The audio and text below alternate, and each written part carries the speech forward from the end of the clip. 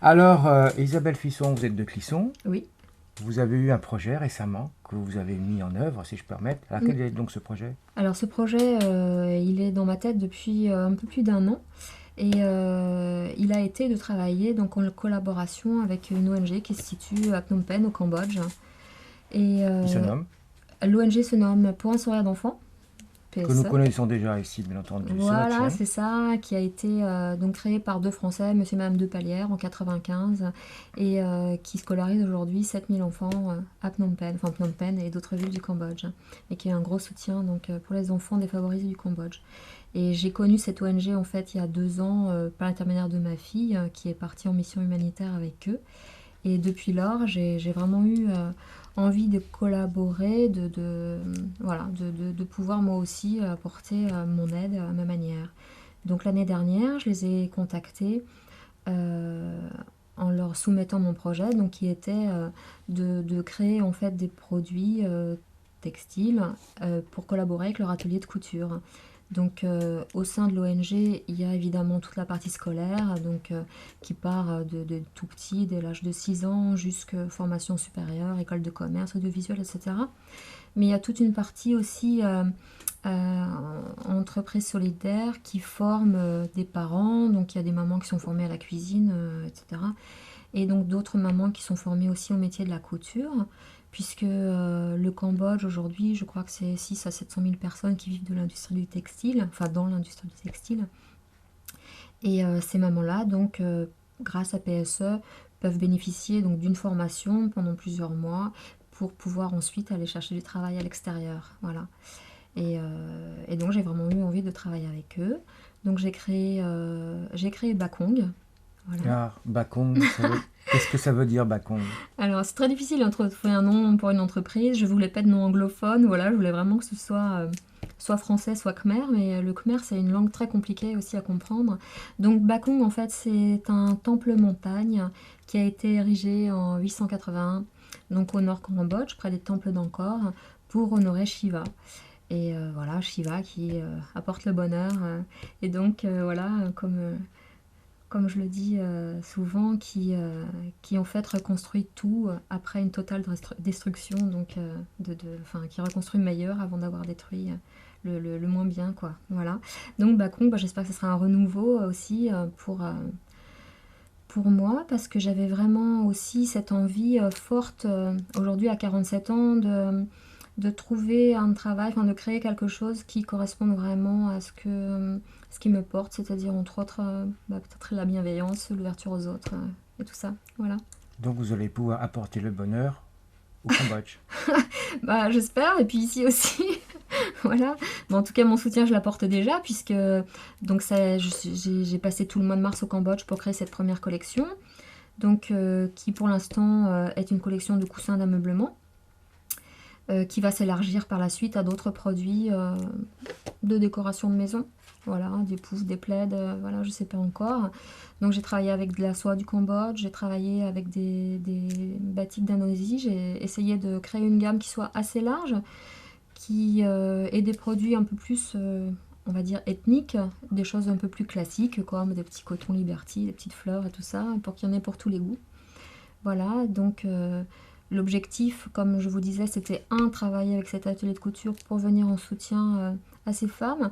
Et l'objectif final, c'est donc, on va dire, une économie circulaire, c'est que, voilà, une fois que Bacon sera bien lancé et que nous ferons des bénéfices, c'est de reverser en fait ces bénéfices auprès de PSE pour les enfants et peut-être plus tard travailler avec d'autres coopératives de femmes et d'autres associations qui œuvrent pour l'aide à l'enfance. Voilà. Donc, le fonctionnement, on a bien compris, vous créez et ils fabriquent au Cambodge. Oui, c'est ça. Je fais mon sourcing, moi, donc voilà, de soie, de tissus divers et variés, comme je vous disais. Voilà. Je dessine mes prototypes. Il les fabrique effectivement au Cambodge. Donc voilà, l'atelier est dirigé par Sina, qui est une jeune femme adorable. Euh, et, euh, et toute la production a été terminée donc en juin. J'ai tout reçu en France ici fin juin. Voilà. Donc maintenant, il faut me faire connaître, se faire connaître, voilà, que le bouche à oreille se passe. Et ce que je veux vraiment vendre, c'est non pas juste un produit, c'est vraiment une histoire. C'est-à-dire que quand vous achetez quelque chose comme ça, vous n'achetez pas uniquement ce coussin, vous achetez la formation des mamans qui va avec, vous achetez le fait de pouvoir permettre à leurs enfants d'aller à l'école, voilà, c'est tout ça que vous achetez. Puis vous achetez aussi un produit unique parce que, voilà, il n'y en a aucun qui ressemble, enfin, il n'y en a pas un qui ressemble à un autre. Oui, parce que c'est fait main. Ah oui, voilà, tout est découpé, assemblé à la main, et puis tous les produits qui sont fabriqués avec des batiks indonésiens, en fait, suivant le morceau de tissu dans lequel il est découpé, sera différent d'un coussin à un autre. Voilà, d'une même pièce de tissu, vous aurez deux coussins différents, en fait. Voilà. Donc c'est vraiment aussi ma volonté de faire des choses qu'on ne trouve pas ailleurs, voilà, qui se démarquent un petit peu. J'ai par le passé travaillé un peu dans l'immobilier et parfois je trouvais un petit peu triste que beaucoup de gens aient la même décoration. Voilà. Donc je trouve ça important d'amener de la couleur et de la gaieté dans les maisons. Par contre, au niveau du fonctionnement, donc vous créez, ils fabriquent là-bas sur place, vous achetez les produits, vous les faites venir. Ça coûte cher tout ça? Il doit y avoir quand même un coût important, non? Bah, le coût le plus important, c'est la main-d'œuvre, bien sûr, là-bas, et puis le coût de transport, le coût des douanes, des taxes, voilà, tout ce qu'on connaît aussi en France, hein, voilà. Donc effectivement, j'achète mon tissu sur place, et puis après, auprès de PSE, ce que je leur reverse, c'est le coût de la main-d'œuvre, bien sûr. Donc après, tout dépend du nombre d'heures fabriquées sur chaque pièce, etc. Ça dépend des modèles. Et effectivement, après, le coût le plus important, c'est de refaire venir ici, voilà, par avion ou par bateau pour le suivant, je ne sais pas encore. Enfin, pour l'instant, c'est venu par avion. Voilà. Quelques présentations? Eh bien oui, j'en ai ramené quelques-uns. Donc il y a des modèles comme ça, qui sont donc en soie et en batik indonésien. Donc voilà, ça aussi, c'est de la soie. Donc vous voyez, j'ai essayé de faire vraiment des choses voilà, qui changent un petit peu. Voilà, je vous présente d'abord tous ceux qui sont en soie et en batik indonésien. Donc il y a des modèles carrés comme ça. Voilà, il y a des modèles rectangulaires. Bon, il y a 45 modèles différents au total. Donc il y en a un petit peu pour tous. Il y a des rouges, des verts, des violets. Et puis il y a des modèles aussi, voilà, plus classiques comme colorés. Ça. Voilà, des petits Liberty pour les petites filles. Ou alors pourquoi les petites filles? C'est parce que c'est rose? Oui, bah parce que ma petite nièce, par exemple, qui a 6 ans, à son anniversaire, je lui en ai offert 2 parce qu'elle adore les petites fleurs comme ça, les petits pois, voilà. Et puis voilà, il y a des modèles aussi plus classiques comme ça, voilà, mais toujours aussi avec de la soie, soit du Cambodge, voilà. Et puis voilà, on va mettre le dernier, voilà. Mais comme je vous dis, j'ai pas pu amener tout ici. Il y en a environ 45 différents, voilà. Bon, bah écoutez, et pour vous trouver, comment fait-on? Eh bien, pour me trouver, donc comme c'est difficile aussi de se faire référencer, donc voilà, ça s'appelle Bakong, voilà. Mais on ne peut pas pour l'instant taper juste Bakong sur le moteur de recherche puisque je ne suis pas, il n'y a pas de référencement Google pour l'instant, donc il faut taper bakong.fr. Donc 3W avant. Voilà, www.bakong.fr. Donc vous aurez la boutique en ligne. J'ai une page Facebook, donc vous pouvez me trouver sur Facebook. Et puis aussi ce que je voudrais développer, c'est un réseau de vente directe. En fait, je suis en train de commencer à mettre ça en place. Je voudrais trouver c'est principalement des femmes qui font ça.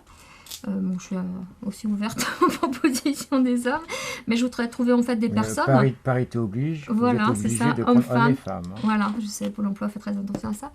Donc je voudrais trouver des personnes qui distribuent déjà des produits, ou pas d'ailleurs, mais qui cherchent un complément de revenu pour distribuer des produits Bakong via donc ce qu'on appelle de la vente directe, qui est régie maintenant par la Fédération française de la vente directe. C'est quelque chose de très carré, etc. Qui vendent en réunion, donc à domicile chez les particuliers. Donc vous pouvez me contacter pour ça sur contact@bakong.fr. Voilà, donc je vous disais, il y a la boutique en ligne. Et puis pour les livraisons, si vous voulez passer commande, si vous êtes de Clisson ou les alentours, au lieu de passer commande par le site, pour éviter les frais de port, vous pouvez m'envoyer un message avec les références des produits, j'irai vous les livrer.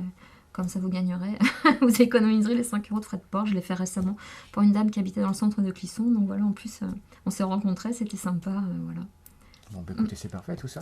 Voilà. Donc, avis aux amateurs pour vendre les produits et avis aux clients pour venir acheter chez vous. Ben voilà, c'est ça, c'est acheter Bacon, c'est aussi faire de la consommation responsable, en fait, de l'achat responsable, voilà. C'est ouvrir les yeux sur qui on a derrière cet objet, voilà.